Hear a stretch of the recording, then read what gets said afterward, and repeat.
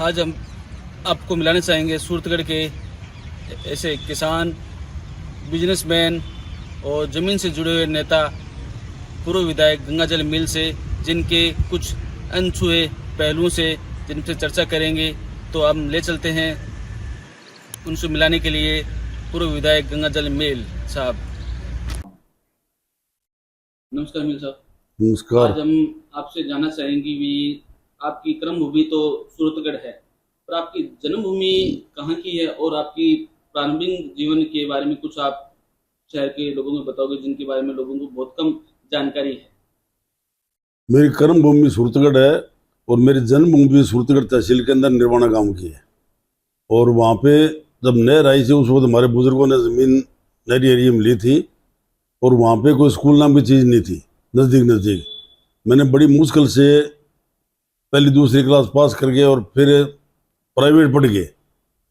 और छठी क्लास का सबसे पहले मैंने एग्ज़ाम दिया कर्णपुर और पढ़ाई की मैंने धौलीपाल, मेरा जाना न्याल था। उसके बाद में बीज वाला गांव है जहाँ मिडिल स्कूल था, वहाँ पे मैंने 7वीं और 8वीं की। फिर मैं खालसा स्कूल में चला गया, वहाँ से मैंने 10वीं की ये अपना। और उसके बाद मैं गवर्नमेंट कॉलेज में आ गया, वहाँ से मैंने पीयूसी की। उसके बाद में बिजनेस में पड़ गया। आपकी पहचान एक किसान के साथ साथ में बिजनेसमैन के भी है, पर आप आज राजनेता के रूप में ज्यादा विख्यात हैं। तो आपको राजनीति में आने की प्रेरणा कहाँ से मिली? राजनीति में असल में तो मैं जब बिजनेस के साथ साथ राजनीतिक लोगों से मेरे संबंध हमेशा से रहे हैं।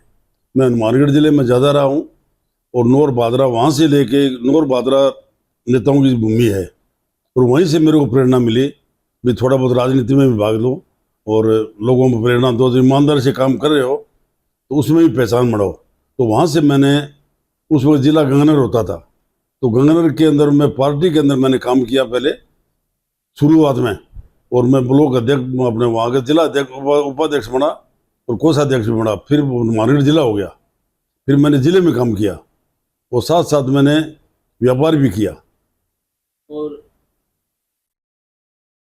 आपके जीवन की उपलब्धियां के बारे में कुछ बताओगे भी? आपने शुरू स्टार्टिंग जैसे कि बिजनेस के बाद में आपने राजनीति में आए, तो आपका पहला चुनाव सूरतगढ़ में हुआ था विधायकी लिए, या उससे पहले भी आप? पहला चुनाव मैंने 2003 में पीलीभीत से लड़ा था और उससे पहले ओबीसी का आंदोलन, बहुत बड़ा आंदोलन चला था।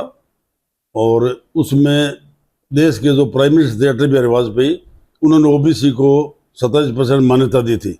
उस वक्त मेरा भाई, छोटा भाई राजाराम, राजस्थान में ओबीसी के मांग के अंदर सबसे आगे था। उस हिसाब से मेरे को फिर 2003 में मैं बीजेपी से पीलीभीत से चुनाव लड़ा और मैं मात्र 2000 वोटों से हार गया था। वहीं से मैं राजनीति में शुरू होगी मेरी। उसके बाद में आपने फिर मैंने 2008 में, हालांकि मेरी बीजेपी में मेरी दाल नहीं गली और मैंने बीजेपी छोड़ दी और कांग्रेस ज्वाइन कर ली उसी दौरान 2 साल बाद में। उसके लेके मैं आज तक, पहले भी कांग्रेस ही था और आज भी कांग्रेस ही है। फिर 2008 का चुनाव मैंने सूरतगढ़ से लड़ा और मैं विजयी हुआ। 8 से लेके आप 8 से लेके आज तक मैं यही हूँ, सूरतगढ़ हूँ। आपके जो विधायक काल में आपने कुछ जो कार्य किए थे, उनके बारे में, जो कार्य है उनके बारे में कुछ बताओगे? सबसे पहले तो ये है मेरे और हमारे परिवार के खून में ये है ईमानदारी और जनता की सेवा करना, और उसी हिसाब से हम चल रहे हैं। चाहे कोई शहर के अंदर, उस वक्त बोर्ड 2009 में बन गया था कांग्रेस का, तो शहर के अंदर भी कोई आदमी ये नहीं कह सकता भी हमारे परिवार को कहीं उन्होंने कोई रिश्वत दी हो या किसी ने मांगी हो। और जो कार्य शहर में किए थे उस वक्त, चाहे इंदिरा सर्कल ले लो, चाहे कोई सर्कुल कुरमोनत का ले लो, चाहे एरिया के अंदर ले लो, मतलब जब जैसे इंदिरा सर्कल बना था, स्टेडियम हुआ था। और स्टेडियम उस वक्त मेरे टाइम में बना था। और मॉडल स्कूल है वो मेरे टाइम में बना था। और जवाहर नवोदय स्कूल मेरे टाइम में बना था। कस्तूरबा गांधी मेरे स्कूल में मैं ले गया था। मैंने एजुकेशन में खूब ध्यान दिया। और टिब्बा क्षेत्र के अंदर पीने के पानी की बड़ी किल्लत थी, तो पीने के पानी पर उस वक्त जब मेरा भतीजा जिला प्रमुख था, उस वक्त मैंने 40 करोड़ का काम करवाया वहाँ। 2008 से पहले की बात है ये, उस वक्त शुरू कर दिया था जब वो प्रमुख था। और बिजली पर बहुत काम किया टिब्बा क्षेत्र में। हर एक गांव में बिजली पहुंचवाई। जो कहीं वंचित थे वो लगभग बिजली आ गई थी, लेकिन फिर भी जो वंचित थे वहां मैंने बिजली पहुंचवाई। तो शहर में इन दिनों काफी अफवाह ये कह सकते हैं कि भी भ्रामक बातें फैली हुई है कि आपके बारे में कि भी शहर में जो भी कब्जे हो रहे हैं वो आपके देख रेख में हो रहे हैं या आपके चाहने वालों के अंदर हो रहे हैं, तो इसमें कितने परसेंट सच्चाई है? असल में तो कब्जे करने वाला भी उनकी कोई जात नहीं होती।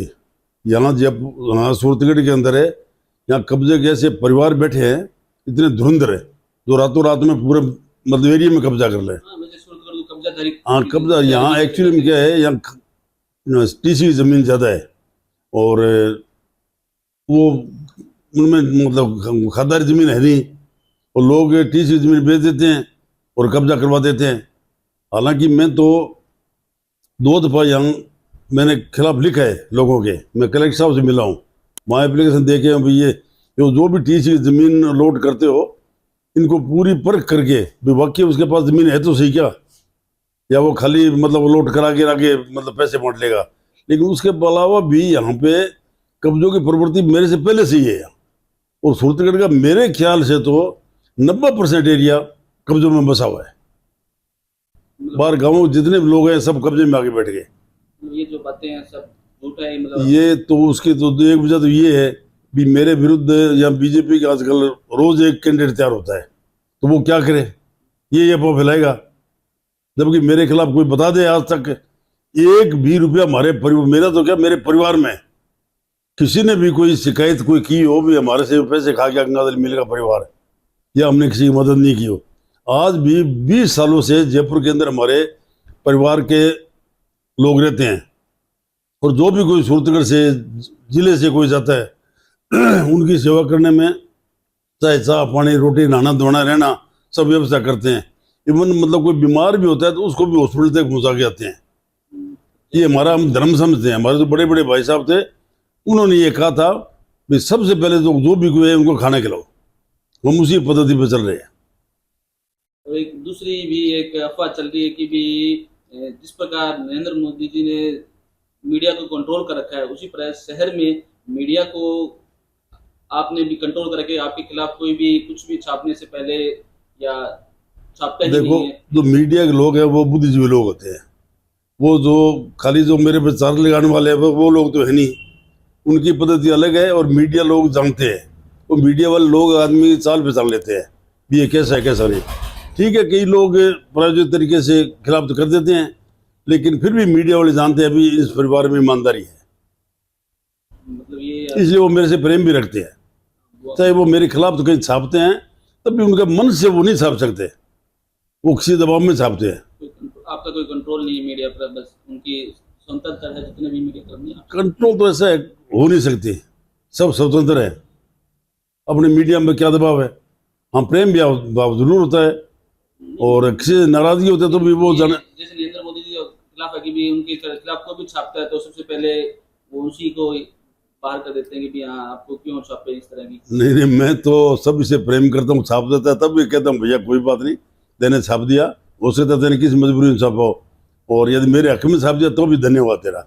मैं तो ये थ्योरी रखता हूँ। इसके अलावा एक और अफवाह फैल रही है कि कुछ लोग ये कह रहे हैं कि भी चेयरमैन ओमप्रकाश कालवा जी के कहने पर या आप चलते हैं, और कुछ ये कह रहे हैं कि भी ओमप्रकाश कालवा आपके कहने पे चलता है।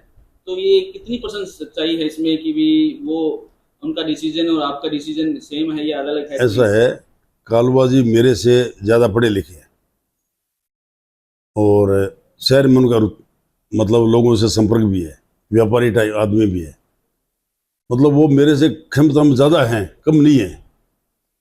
वो मेरे से क्या क्या पूछ के करेंगे। हाँ ठीक है, मेरा मान सम्मान करते हैं, कोई बात होती है शहर की तो पूछ लेते हैं, तो मैं भी उनको उचित राय दे देता हूँ, इसके अलावा आगे कुछ नहीं है। उनकी वो स्वतंत्र बॉडी है एक किस्म की, नगर पालिका वो चलाते हैं और उनका दायित्व है, उनका काम भी है। ये भी आप ये नहीं कह सकते कि कोई उनके आपके कहने में चल रहे हैं सब? ना ना, सवाल ही पैदा, ऐसा गलत काम मैं करता ही नहीं, क्यों करूँ गलत काम, मुझे क्या लालच पड़ा है। इसके अलावा अब मैं चाहता था लास्ट क्वेश्चन ये है कि भी आप शहर में क्या सी सौगात दोगे या देना चाहोगे कि जिससे आपको पीढ़ी दर पीढ़ी शहर के लोग याद करें, ताकि आने वाले कहने वाले कह सकते हैं कि भी ये गंगाजल मील साहब ने ये शहर के लिए बहुत बड़ी सौगात है कि जिससे सालों साल आपको याद रखे। ऐसी कोई ऐसी सौगात है शहर के लिए देना चाहोगे आप?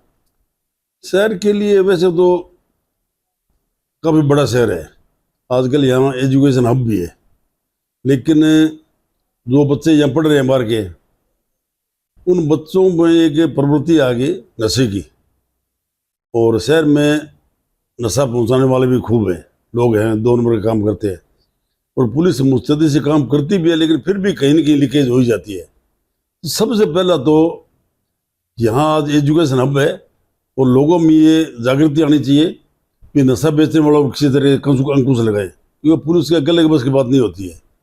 तो जो हमारे भविष्य है, यदि वो खराब हो गया तो हम क्या करेंगे, ये बात है। शहर में विकास तो चलता रहता है, कभी विकास को गति ढंग से पकड़ लेता है, कभी नहीं पकड़ सकता, कोई वजह हो जाती है, लेकिन फिर भी हमारे जो मुख्यमंत्री अशोक गहलोत जी, उनकी पूरे प्रदेश में समानता से वो काम करते हैं, और उनका पूरा आशीर्वाद है, हमारे शहर पे पूरा आशीर्वाद है, हमारे परिवार पे उनका पूरा आशीर्वाद है।